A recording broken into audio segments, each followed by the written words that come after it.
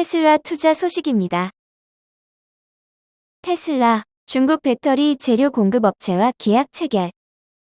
테슬라가 중국의 2개 배터리 재료 공급 업체와 공급 계약을 체결했다. 마켓워치에 따르면 중국의 배터리 원료 공급 업체인 절강화유 코발트와 CNGR 고급 소재 두 업체는 테슬라와 배터리 원료를 공급 계약을 체결했다고 공개했다.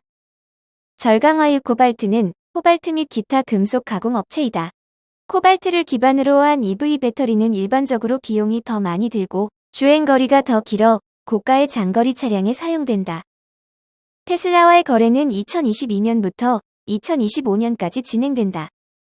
CNGR 고급 소재는 리튬 양극재를 배터리 제조사에 공급하는 업체로 테슬라와의 계약 기간은 2023년부터 2025년까지다.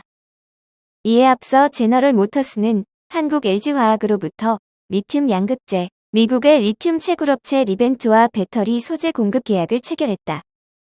포드 자동차는 중국 캐트로부터 리튬 인산철을 공급받기로 계약했다.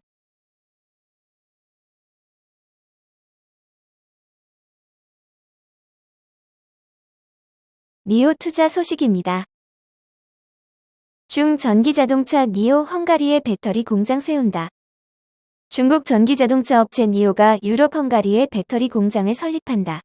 중국 외지역의 첫 배터리 공장으로 유럽 시장 공략의 전초기지 역할을 할 전망이다. 자동차 업계에 따르면 장우이 니오 부사장과 페테르 시아르토 헝가리 외교통상부 장관은 지난달 기자회견을 열고 오는 9월 헝가리에서 배터리 공장이 가동될 것이라고 밝혔다. 헝가리 정부 예산 17억 포린트가 투입된 이번 배터리 공장은 부다페스트 서쪽으로 약 20km 떨어진 비아토르바지의 1만 제곱미터 규모로 들어설 예정이다. 공장은 배터리 생산 외에도 서비스 및 연구개발센터의 역할을 수행한다. 장기적으로는 배터리 교체 스테이션과 관련한 애프터 서비스, 비즈니스 교육 기술 연구 개발을 제공하는 기능을 할 것으로 보인다. 니오는 이미 노르웨이에서 전기 자동차를 판매하고 있다. 올해 안에 독일, 네덜란드, 스웨덴, 덴마크로 판매 시장을 확대할 계획이다. 헝가리 공장은 이들 국가의 배터리 교체 스테이션을 공급할 예정이다. 니오는 방전된 배터리를 몇 분 안에 완충된 배터리로 교체해주는 시스템을 제공한다. 이를 통해 고객은 자동차 배터리를 충전하는 데 시간을 할애할 필요가 없다.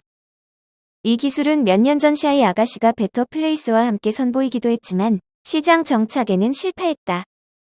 시아르토 장관은 전기 자동차 혁명은 세계 경제에서 가장 결정적인 과정이라며 발전 속도도 주로 동양 국가들이 주도하기 때문에 관련 투자에서도 심각한 경쟁이 발생하고 있다고 말했다. 한편 니오 외에도 지리자동차 등 다른 중국 전기자동차 업체들도 혁신적인 모델을 앞세워 유럽 시장 공략에 나서고 있다.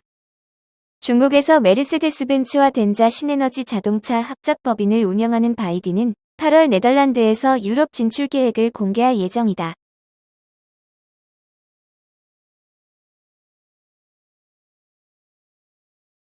애플 투자 소식입니다. 애플, M2 칩셋 탑재 하이엔드 맥북 프로 연내 투입. 애플이 올해 말까지 M2 칩셋이 탑재된 하이엔드 맥북 프로 맥 미니 2022 모델을 출시할 계획이라고 외신이 블룸버그 통신 마크 거먼의 최신 파워온 뉴스레터를 인용해 보도했다. 마크 거먼은 애플이 올 하반기 새로운 하이엔드 맥북 프로와 신형 맥 미니를 출시할 것이라며 2023년에는 맥 프로, 아이맥 및 15인치 맥북 에어가 출시될 예정이라고 전했다. 신형 하이엔드 맥북 프로는 14인치, 16인치 모델로 출시될 것으로 전망된다. 두 모델 모두 M2 프로 및 M2 맥스 칩이 탑재될 것으로 알려졌다.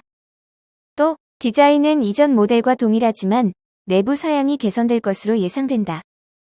한편 애플의 2분기 실적 발표에서 주력 제품인 아이폰 매출은 전년 동기 대비 3% 늘어났지만 맥북 매출은 전년 동기 대비 10% 감소했다. 거먼은 하반기 신형 맥북 프로, 맥 미니 출시로 맥북 사업이 더 많은 추진력을 얻을 것으로 내다봤다.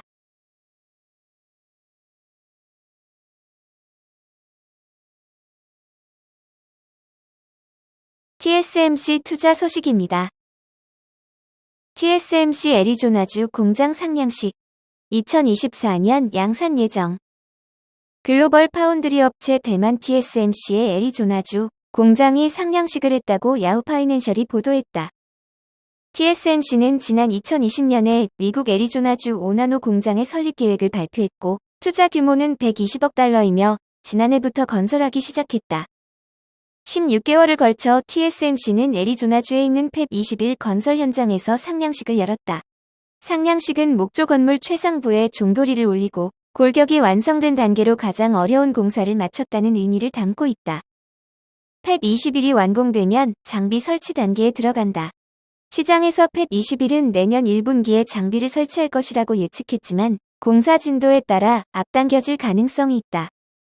또 팹 21은 예정되는 대로 2024년부터 5나노 웨이퍼를 양산할 수 있으며 초기의 월간 생산 능력은 2만 장에 달할 것으로 알려졌다.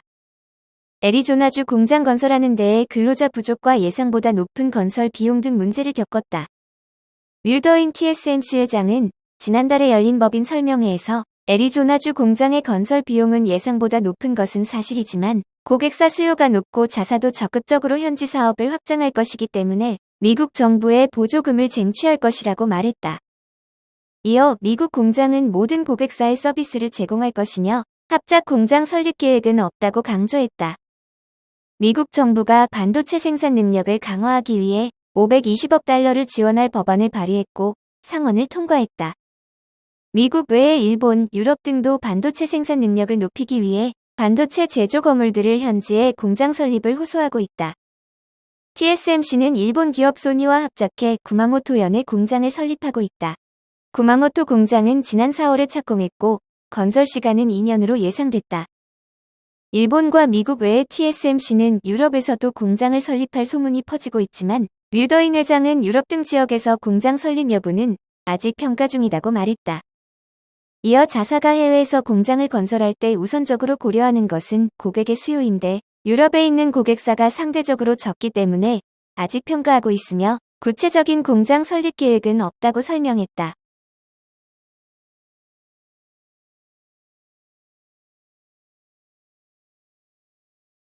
보잉 투자 소식입니다. 보잉, 1년간 중단된 787기 인도 재개. 제조 과정 문제로 1년 이상 인도가 중단된 보잉 787기 인도가 재개됐다. 마켓워치에 따르면 보잉은 이날 미 연방항공국이 보잉 787기의 수리 검증 계획을 승인함에 따라 이날부터 이 기종의 인도가 가능해졌다고 밝혔다. 이번 승인으로 보잉이 기생산한 120대의 제트기 인도가 가능할 전망이며 올해 보잉의 수익 추정치가 상향 조정될 것으로 보인다. 이와 함께 군용 장비를 제조하는 보잉의 세계 공장에서 이날부터 시작될 것으로 우려되던 파업도 당분간 피할 수 있게 됐다고 밝혔다. 이 소식으로 보잉 주가는 개장 전 거래에서 4.8% 급등했다. 보잉 787기는 제조 과정에서 문제가 발견됨에 따라 2021년 6월을 마지막으로 인도가 중단되었다. 보잉의 공시 보고에 따르면 지난 주말 미연방 항공국은 보잉이 787 드림라이너의 인도를 승인했다. 현재 보잉이 제작한 채 인도를 기다리는 제트기는 120대로 인도 대수가 늘수록 올해 보잉의 수익 전망치를 높여줄 요인이 된다. 월가 분석가들은 보잉이 올해 787 제트기 중 약 85대를 인도할 것으로 예상했다. 한편 세인트루이스 지역의 보잉 공장 3곳에 대한 파업은 월요일에 시작될 예정이었으나 보잉이 노동자 단체에 새로운 제안을 제시하여 며칠 연기된 상태다. 보잉이 제안한 3년 계약은 신입 직원에게 $8,000의 일시금을 제공하고 직원의 400일 저축에 대한 회사의 기여금을 삭감하기로 한 종전 계획의 폐지가 포함되어 있다.